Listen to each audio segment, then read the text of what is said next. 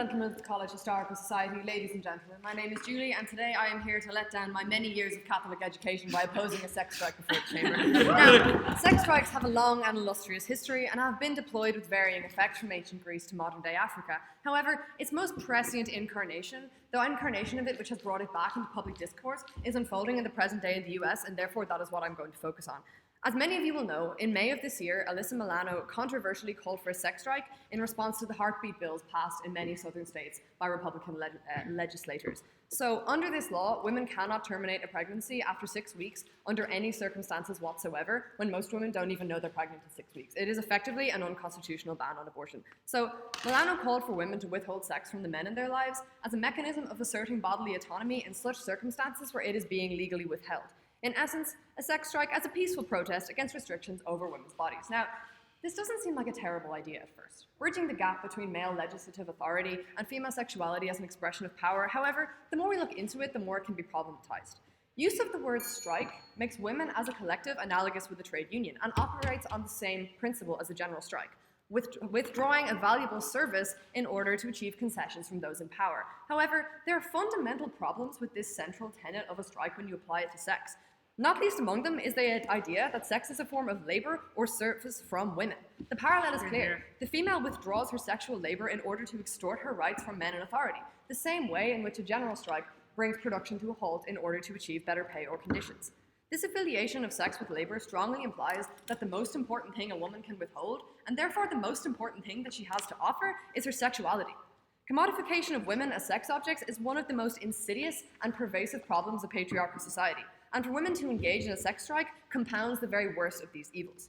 For an individual woman to withhold sex is of course asserting her bodily autonomy, but on a broader demographic level, for women to use sex as leverage to extort the basic rights to which they are entitled implies that there is nothing more valuable than their physicality.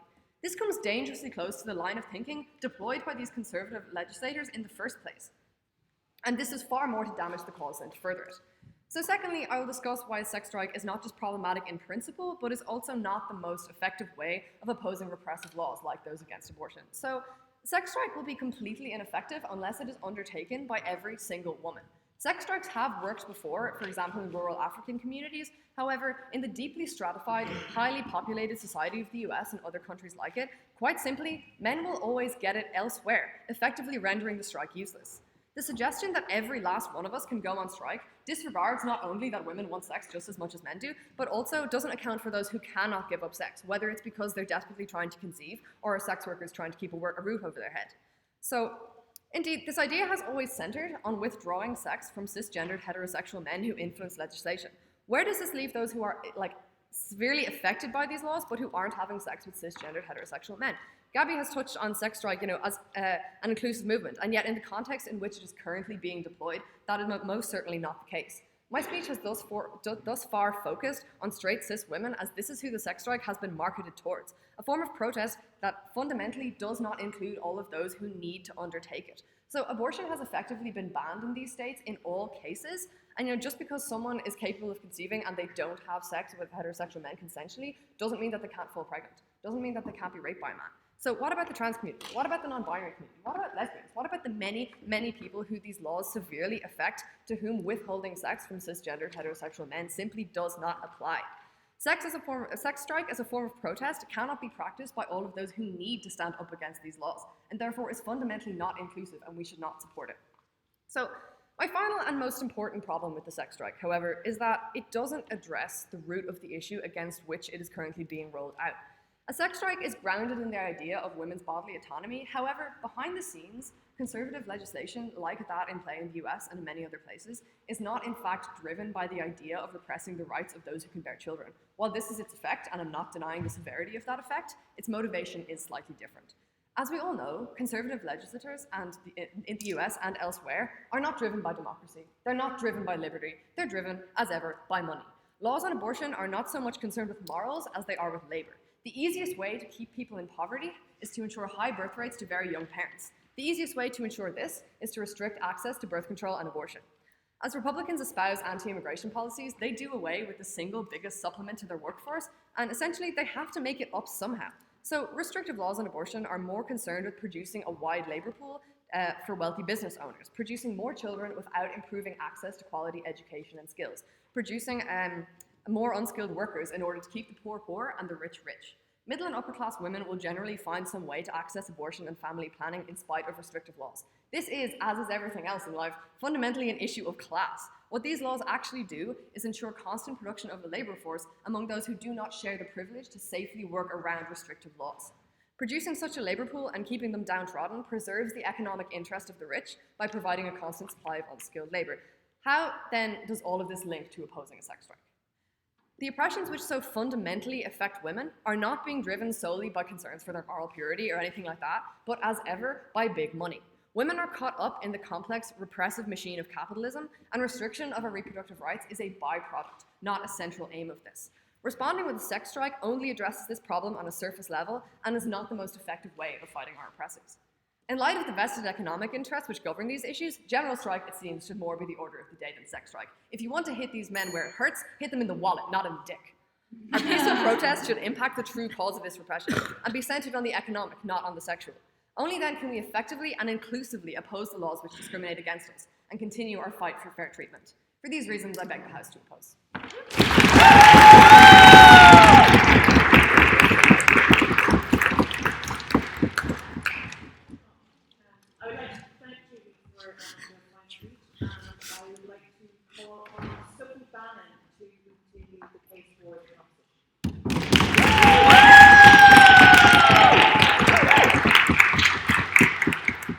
Sophie, before you begin, as this is your first time speaking in the chamber, you're entitled to what are called mains rights. If you choose to retain these, it means that nobody from the audience or either team can offer you a POI during the speech. If you choose to waive these, you will be offered, or you could be offered POIs. But if you do waive them, we'll all give you a wonderful round of applause. What would you like to do? I'll waive them for the applause.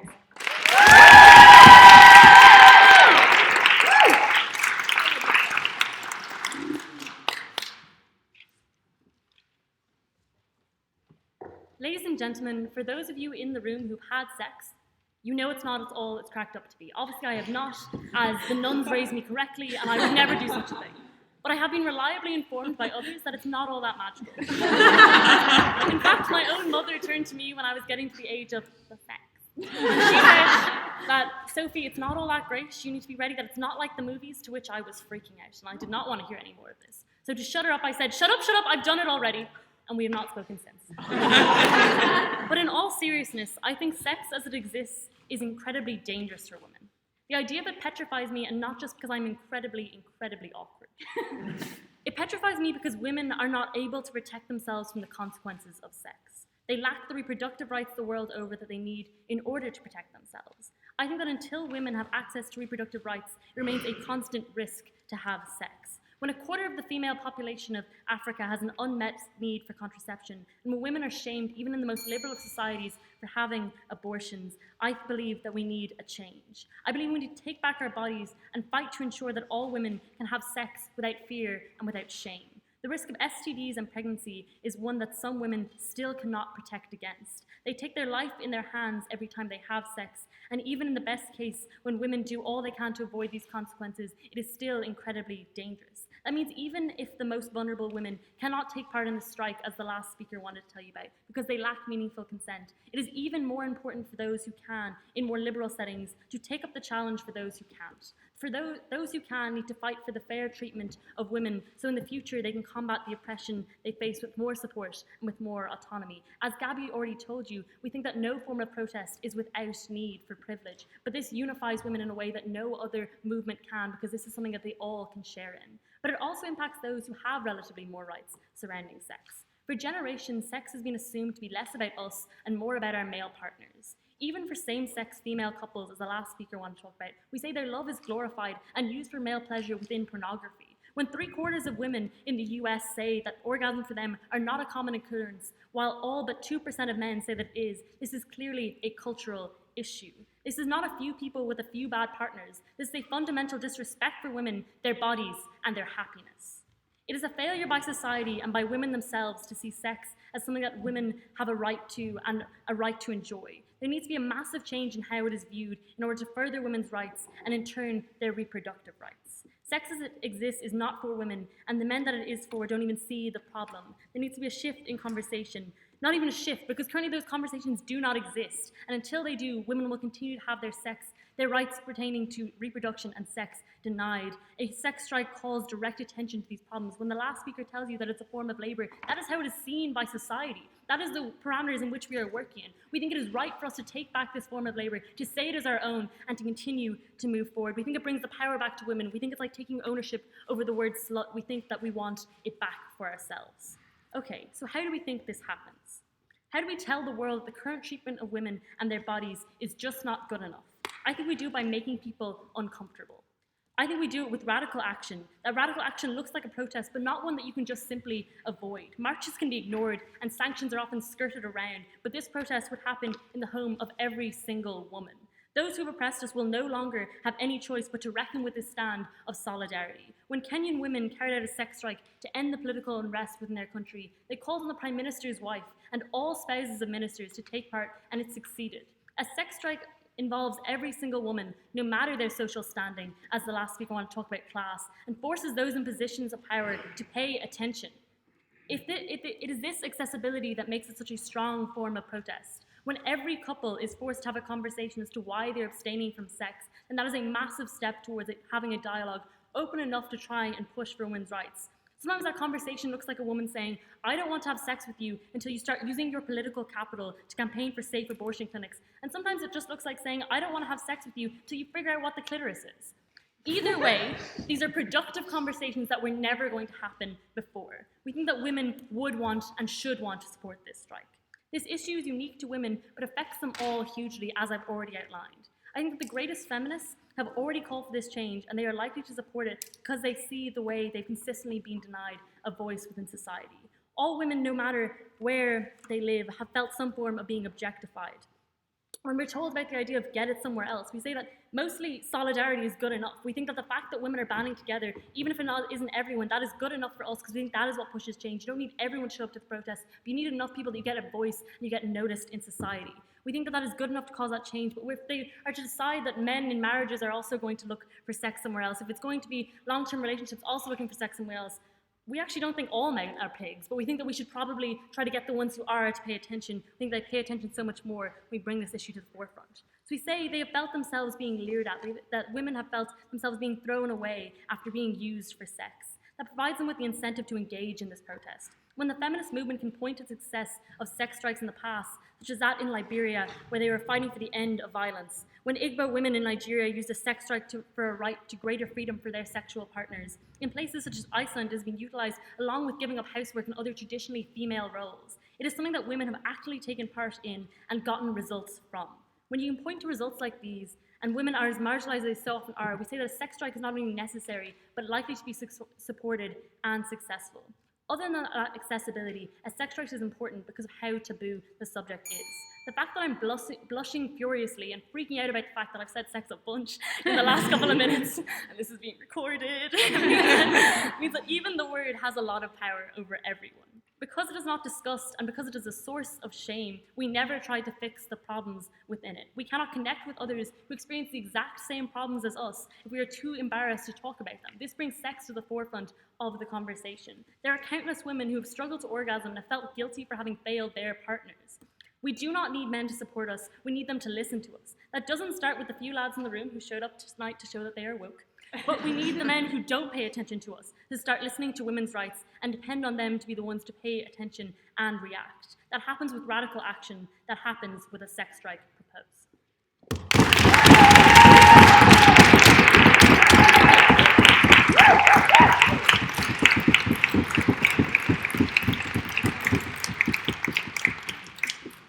I would like to thank you for a very fine maiden speech, and I would like to call upon Maria Cullen to continue the case for the opposition.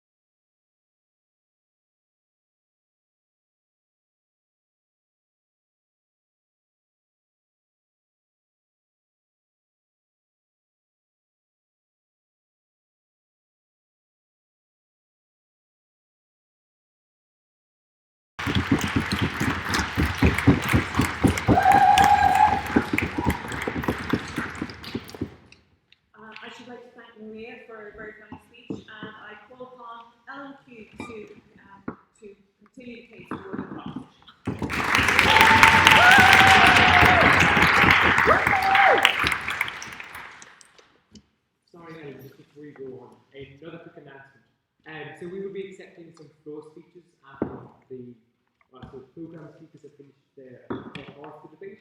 So floor speeches are usually given instantaneously, so on the cuff. They take about 4 minutes. So if you want to respond to anything that has been said so far in the debate, please just write down your name and the side you wish to speak on a piece of paper and hand it up towards the table. And you can basically sign. Thank you. All the long years when the hopeless war dragged along, we, unassuming, forgotten and quiet, endured without question, endured in our loneliness all your incessant child's antics and riot. Our lips we kept tied, though aching with silence, though all the while in our silence we knew how wretchedly everything still was progressing by listening dumbly the day long to you. Sometimes we'd ask you, our hearts deep with sorrowing, though we spoke lightly, though happy to see, what's to be inscribed on the side of the treaty stone? What dear was said in the assembly today? Mind your own business, he'd answer me growlingly. Hold your tongue, woman, or else go away. And so I would hold it. Are you not sad your children's fathers go endlessly off soldiering afar in this plodding war? I am willing to wager there's not one here whose husband's at home, and not the slightest glitter of a lover. And since the Milesians betrayed us, I've not seen the image of a single upright man to be a marble consolation to us.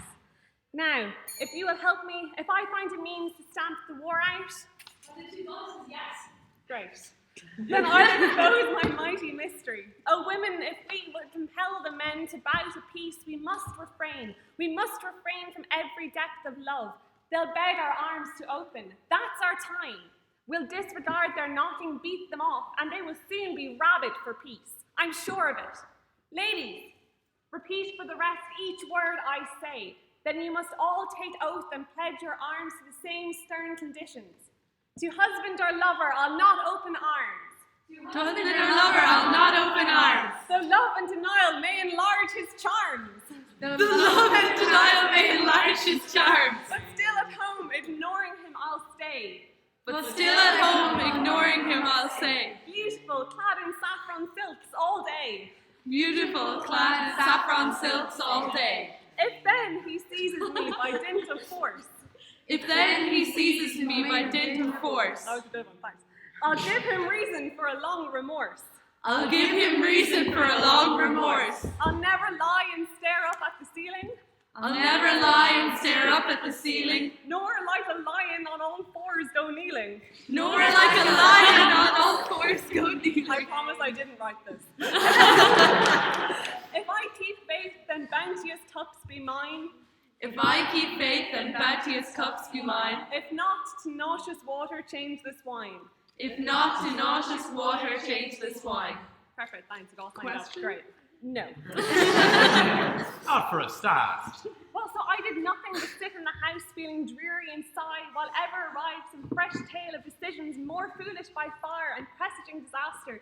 Then I would say to him, "Oh, my dear husband, why still do they rush on the destruction the faster?" On that specifically. No. At which he would look at me sideways, exclaiming, "Keep for your web, and you shuttle your care." By Zeus, but a man of fine sense, he. How sensible! You dotard, because he had at no time had lent his intractable ears to absorb from our counsel one temperate word of advice kindly meant.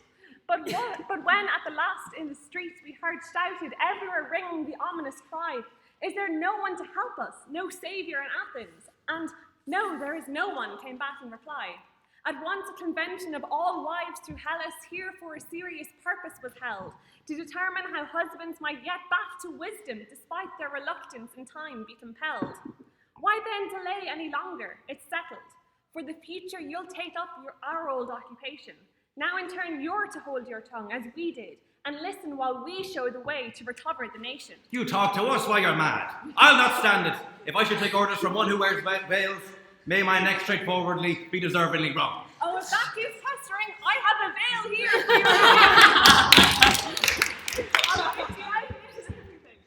As is only fair. Girdles now sit humbly at home, munching beans while you card wool and comb. For war from now on is the woman's affair. I think perhaps that they'll give us our title, peacemakers. On that, how, may I ask, will you work with Nothing is easier. Clarification?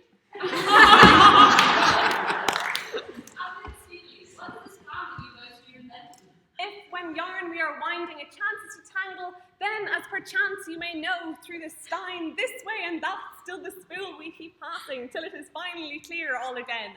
So to untangle the war and its errors, ambassadors out on all sides we will send, this way and that, here, there, and round about. Soon you will find that the war has an end. This was not as long as I thought it was going to be. I did not write a chamber speech. I'm not taking any more POIs. I'm done. This is what happens when I don't prepare. Thanks very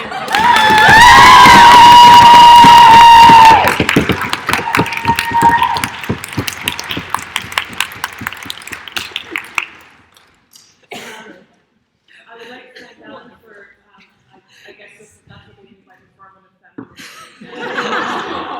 I should like to call upon Dr. Caroline West to continue the case for the opposition.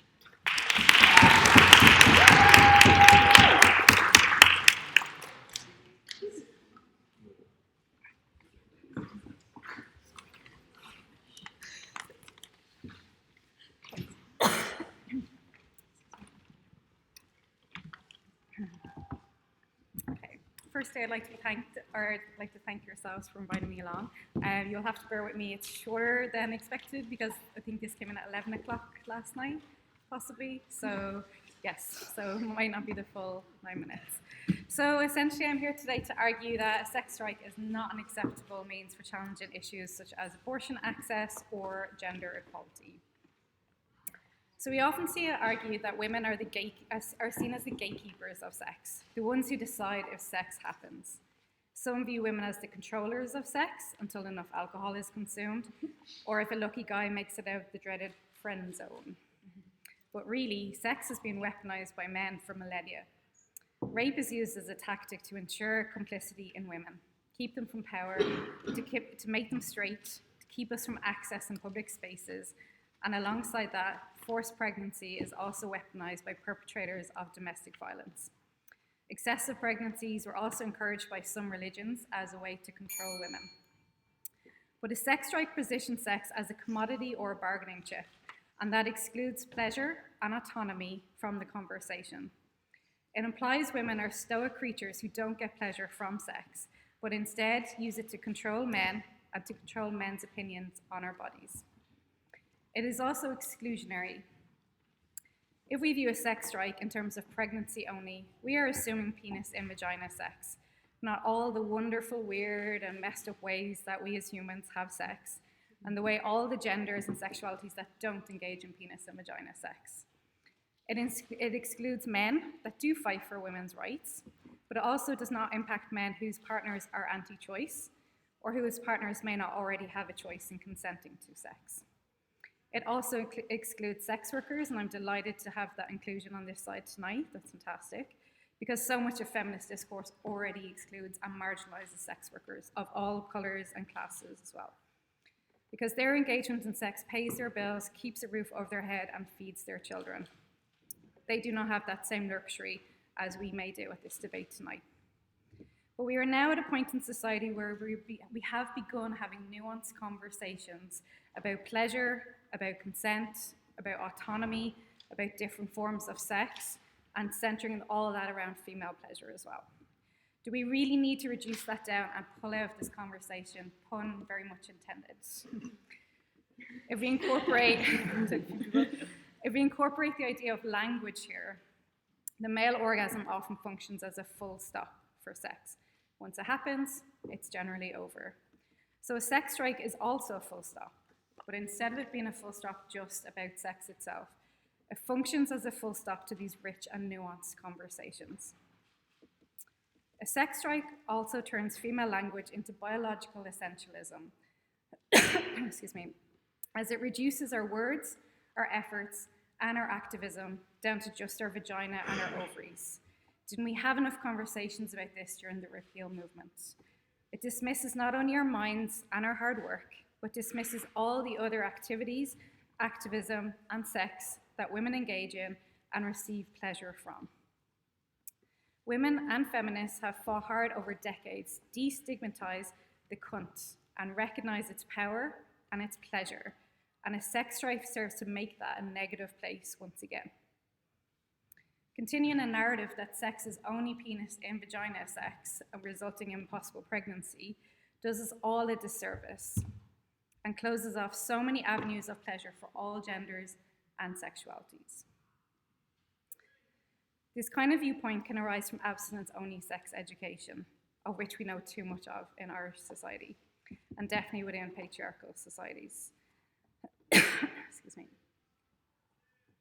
Now, women should be only having sex for pregnancy, and this, of course, should take place within marriage.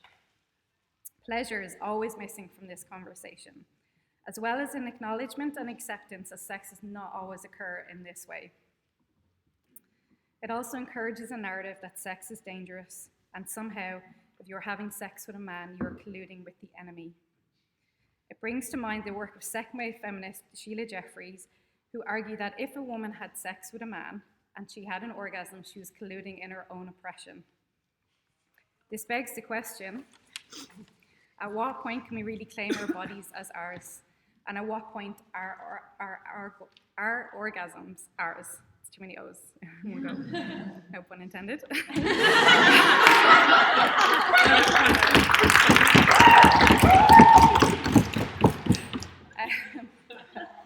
So especially if we choose to engage in sex with men. We are not just items for men to have sex with, and we are not just glorified masturbation devices for men to use. We also need to remember that feminism comes in many different forms, and the reason is that women are not a homogenous group. Our experiences are not the same as every woman's experiences, and our feminist beliefs will not just be one cohesive, singular movement, and nor should it be. Women sleep with racists, with rapists, with abusers, and campaign against abortion and sex work. Our relationship with sex is a complicated one, and blanket statements do not help unravel this glorious and inglorious mess. But if you think you can change your partner's mind about respecting women by withholding sex, that is an abusive relationship. One, because sex becomes a weapon, and two, because you have to try to force your partner to care about your rights. Blackmailing for bodily autonomy does not seem very healthy. Do we want to waste our time fucking men who don't want us to have bodily autonomy? It's healthier to leave that relationship rather than engage in bribery and coercion and trying to force a partner to respect us as more than vessels. We do not have to be all or nothing. We can have lots of fun, pleasurable sex, while still calling for bodily autonomy. If men are worried about women engaging in risky, casual sex and thus needing abortions, let them worry while we have a great time fucking. And if they were truly concerned, they'd step up and fight for good abortion services, good STI services, good childcare, and holistic sex education. But it's not usually about that, because it's about control. At the heart of this, it's still the patriarchal idea that men do sex to women, and women are passive. Women buy into this too, as it's often the only way they've ever seen or experienced sex. It's hard to navigate out of a system that has dismissed female pleasure and autonomy for centuries, if not millennia. But the way to be active is not to just simply refuse, but to engage our hearts and brains in our fights and recenter conversations around pleasure and kindness. It is time to recognize women as nuanced individuals that will take different approaches to sex and autonomy. We situate sex as a dangerous activity, morally, physically, and emotionally. A sex strike does not serve to dismantle this framing. What does help is a holistic approach that views sex education as a human right, so that people can understand what sex truly is, what forms it can take, how to protect yourself, and how to empower all people to find pleasure in whatever form of sex works for them. This approach is advocated for by organizations such as the UN, the World Health Organization, and research shows that it lowers unwanted pregnancies and increases understandings of consent, power, pleasure, and communication. Calm, fact-based conversations are needed instead of social media hot takes. The personal is political, of course, but so is pleasure. And when we as women dictate to other women how to have sex and with who and for what reasons, we are continuing to facilitate women's oppression and the oppression of a truly liberated sexuality that prioritizes pleasure. So to conclude, fuck striking, fuck for pleasure instead, and it'll annoy more conservatives and you'll probably get more orgasms, so it's a win-win.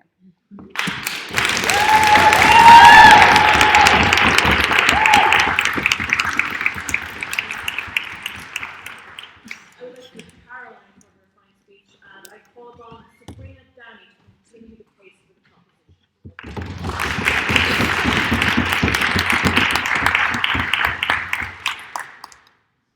Just a quick note that we will be accepting an opposition floor speech from Maggie Lawson, and if any self-identifying women or non-binary individuals would like to give a floor speech on proposition, please write your name down on this paper and hand up to the front. Thank you.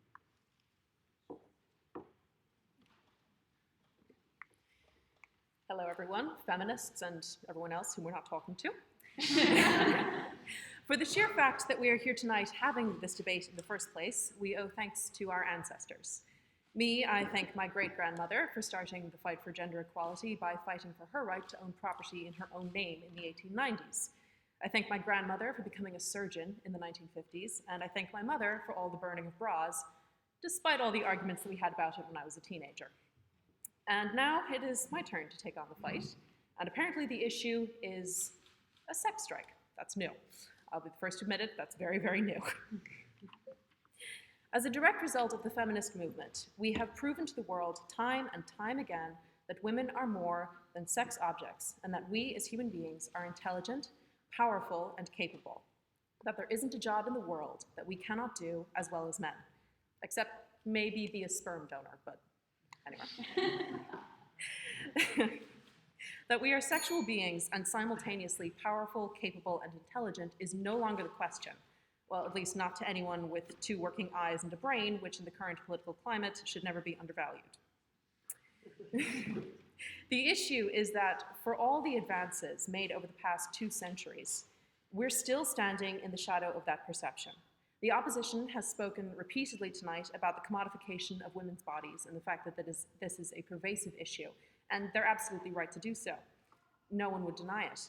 Every woman around the world has been subjected to incessant critique and valuation based upon our sex appeal. From politicians to models, activists to actresses, we are hammered with the incessant message that our worth is tied up with our capacity for sex. Every woman is judged through this lens of being acceptable to have sex with, if she's too old or too young, if she's hot or not, if she's a slut or a prude, a Madonna or a whore. It's unceasing. It's irritating as hell, and it prevents us from honest to God talking about things that are really terribly important. The gender gap, the wage gap rather, comes to mind. The difficulty then of the modern feminist movement is that we can't rid ourselves of the stigma of sexual objectification. It's a stigma that we face from the moment we identify as female, or the moment we are recognized on the street as being something that passes for female. Immediately, we have to brace ourselves for this stigma. For all our efforts, men still struggle to hold the dual images in their mind of a woman as, firstly, a being or an object to have sex with, and as a human being who is equally capable to them, equally intelligent, equally powerful. We have proved that we are capable of being both, being more, but still we cannot get them to concentrate that we can be both. They can still consistently focus on the first. It's a little bit as though you tell a child that they have to eat cookies and broccoli in the evening. They will consistently focus on when they get to have the cookie instead of the fact that they need to have the broccoli as well. If you'll pardon the idea. And in the wake of this difficulty, inevitably, as I've said, men fall back on this first conception of us as a sexual being. Just once. Step into this fantasy with me for just a second. It's a good one, I promise. Just once, I want to walk into a traditionally male-dominated space. For me, it's a law firm, but pick whatever you want. And not feel as though every single man in the room is first and foremost judging me on my measurements and my smile and the length of my skirt. Just once, I want to feel that the first thing that comes to mind is what can I bring to the team? What intelligent thoughts do I have to offer? What capacity to problem solve do I have? Not what I'm wearing. Told you it's a good one.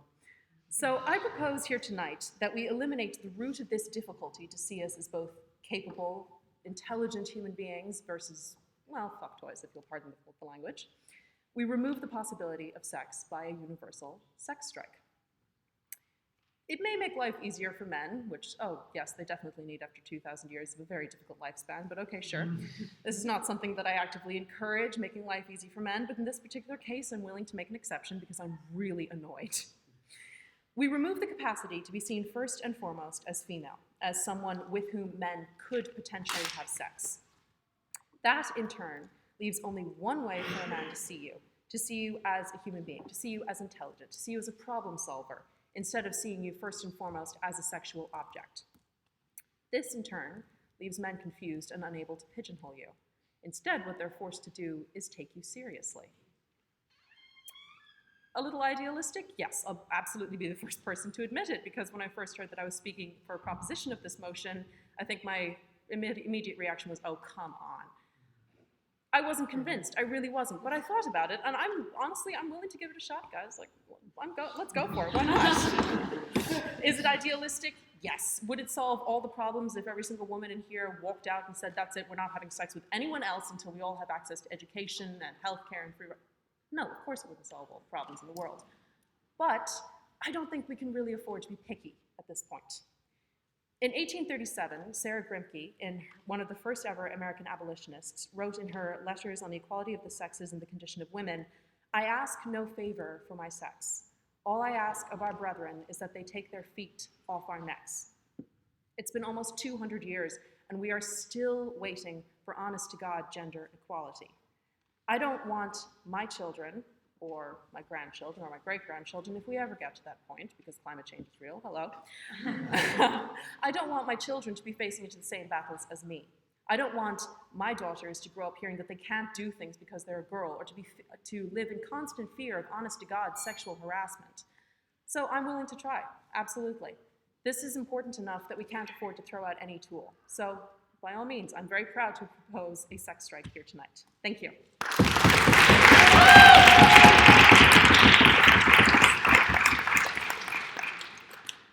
I'd like to thank Sabrina for her very nice speech, and I call upon Sophie Furlong-Tighe to continue the case for the opposition.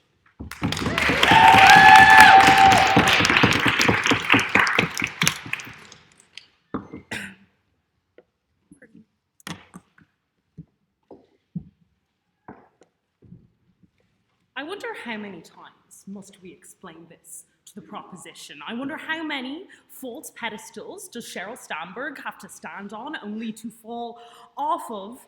I wonder how many games we have to play with the men's rulebook only in order to fail. How many times does Audre Lorde have to say it to you that the master's tools will never dismantle the master's house? And what greater tool, what bigger tool have men ever used to oppress us than sex itself? All of our lives, from the moment we are born, we become sex objects, we become commodities, we become bodies that others are entitled to, things that you can shout at on the street. We're expected to sit down and shut up because of this. We're expected to have sex when the guy buys us dinner, to have sex when sex when the guy is nice to us. Opposition tell you that we will never escape this, and therefore we have to lean in, I guess. I think that is just a ludicrous assertion.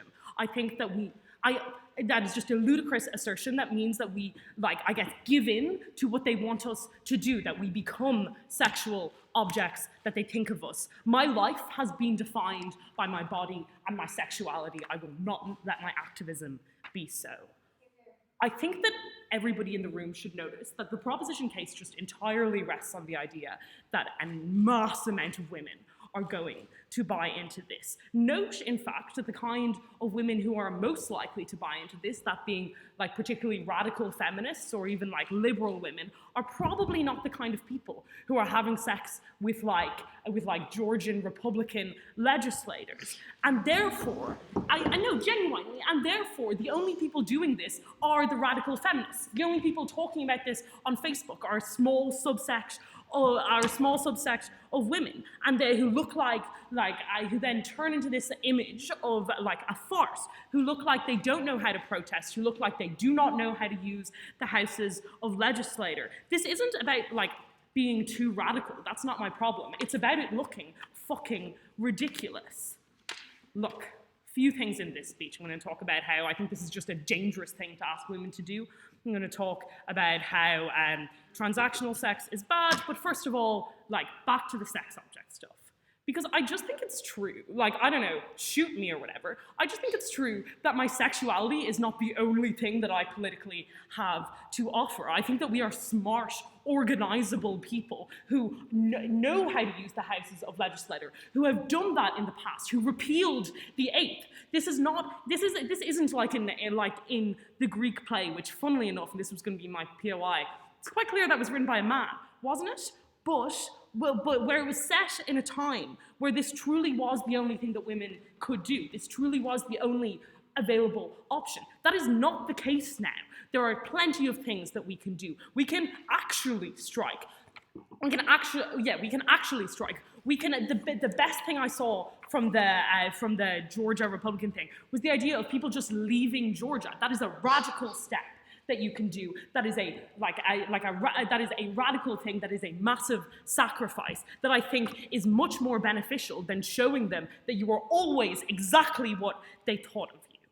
On some of the stuff that came specifically from the last speaker about like forcing men to see you as a human being, I want to point out that this isn't going to stop men thinking that you are a sexual object. Me being a virgin. You know, men don't care that I could possibly be a virgin when I'm walking down the street. Men don't care that I don't want to fuck them when they call me a slut. Like, men have made it clear to me that they don't even care if I don't want to fuck them when they decide to fuck me. Look, casual sex, or like obviously sex can be a job, but casual sex should not always be transactional. When I decide to sleep with somebody, I'm not doing it from a point of view as a worker. Note that when workers strike, they are taking capital and labor away from the oppressor. When you take part in a rent strike, you are directly taking capital away from the oppressor. Look, I'm expected to have sex with somebody because they buy me a drink. I don't owe them sex when they buy me a drink. I don't owe them sex because they are nice to me. And sex is certainly not a prize that they get when they have the audacity to give me some rights back. I think that this proposition is a fundamentally dangerous one. I've already, I think, mentioned it, but I think that withholding sex as a woman has always been something which is dangerous. Saying that you won't have sex with a man is just a scary thing to do because of what they might do to you. I can't tell you the amount of times that I've gotten myself into situations that I've only gone through with because I was afraid of what would happen to me. And this especially, I think, happens with the men that you have to convince, I guess, to get these policy forward. And the first proposition speaker says that this isn't coercive, but I don't really think that that is enough, because the way the feminism always goes through the channels of media is that you have your big bell hooks, and then you go through TMZ, through X, through Y, and it's filtered through the very patriarchal lens we want to destroy. And therefore, it is coercive. To take part in this strike is synonymous with being a feminist. And note that the difference here between the active choice that many people make every day to withhold sex is that now you're making a point of it. You're saying that we're not having sex tonight and that is your fault. We're not having sex and you better fucking do something about it. I'm sorry. That is just something that I am too scared to do. That is a position that I am not willing to put myself in, and I don't think it's a position that you should ask people to put themselves in. To choose between being safe, and being somebody who crossed the picket line. To choose even between someone who enjoys sex, somebody who just wants to have sex, and be a scab who crossed the picket line when you very well know that you are an intelligent, organizational human being who can further the women's rights movement in so many other ways. Making being a feminist synonymous from taking part in this illegitimate strike isn't okay. Look, the sex strike in the Aristophanes play was a farce. So was propositions.